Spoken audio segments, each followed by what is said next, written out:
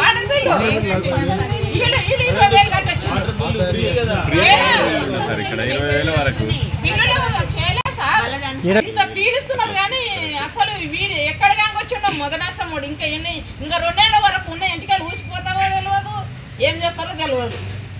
మొత్తానికి కేసీఆర్ ఉన్నప్పుడు అప్పుడు ఏం వాటర్ బిల్ లేదు,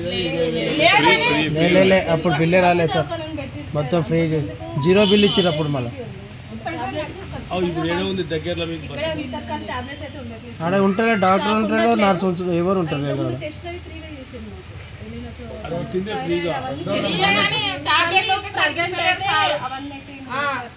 ఈ టాబ్లెట్లు ఎప్పుడు మా ఆయనకు నెలవి ఇస్తుండే, ఇప్పుడు 15 రోజులకు 10 రోజులకి ఇస్తున్నాడు టాబ్లెట్లు.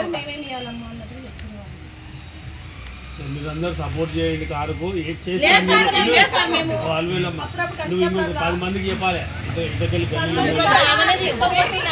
10 మందికి సార్ అందరు నేను కొట్లాడినట్లే మాట్లాడినా సార్. నేను 2 సంవత్సరాలకి కాష్టంలో పెట్టి మళ్ళీ కాష్టం చేసినట్టే చెప్తున్నాను.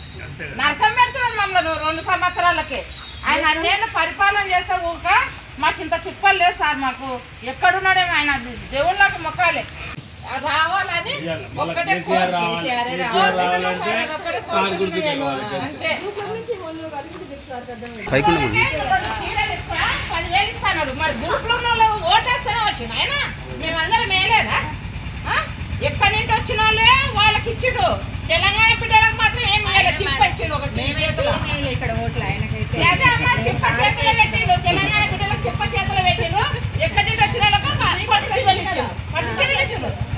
ఏది గుర్తుకొని సావనికనా? ఎవరు పోతారు? ఆ ఫ్రీ బస్ లో రోజు తిరుగుతాం మేము.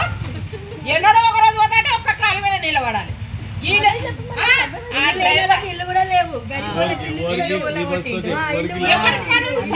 అదే పిల్లల ఫీజులు తగ్గియండి.